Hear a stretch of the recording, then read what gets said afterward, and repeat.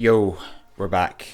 I'm standing this time because, just to mean business. Yeah, this one is going to be quicker than the last, I'll tell you that for nothing.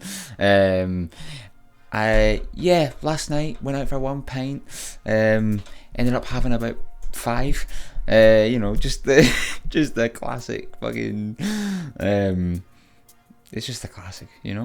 Okay, but the video today, I wanted to share with you what I learned actually last night, technically, before I went out. So yeah, I don't know if you know, well, you definitely won't. Obviously the whole spiel, wealth tax, yada yada yada. I mentioned this in one of the last previous videos. There is this sort of, there's this sort of group called the Wealth Tax Commission. That's kind of I can't remember what the final paper was called. I think that's kind of, the sort of name of the paper. But basically it's like the most comprehensive research piece on wealth taxes like that there is. There was these three authors. They released it in 2020, right after the pandemic had started, and there's three of them. The first guy, Arun Advani, he is an economic professor at Warwick. Emma Chamberlain, a tax barrister, and Dr. Andy Summers is a law professor at LSE. And so the three of them wrote this paper on wealth taxes, and whether it be a good idea to have them in the UK. And they I think there's they looked into three options, whether a one-off wealth tax, or the three options are a one-off wealth tax, an annual wealth tax, or I think none, or reforming existing tax, capital gains tax, and inheritance tax and that sort of stuff.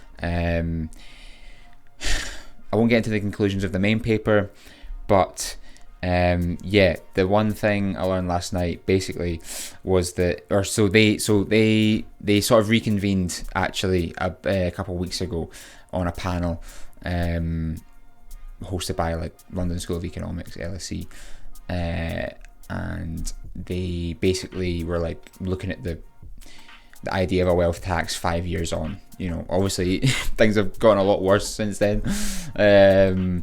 So it was just a coincidence that they were I'm looking into this now, and then they also sort of are reconvening again. I was like, this is a great sort of opportunity. Don't think they really answered loads in the panel. I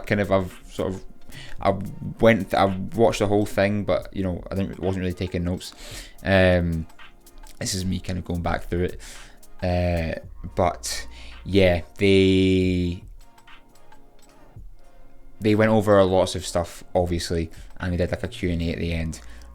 But the one thing I'll tell you in this video is that they basically, one of the points was, I think made by Emma, that it turns out most wealthy people's assets are business wealth.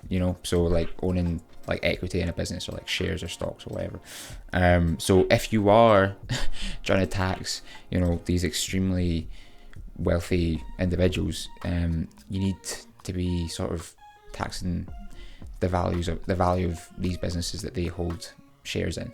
And turns out that's really difficult.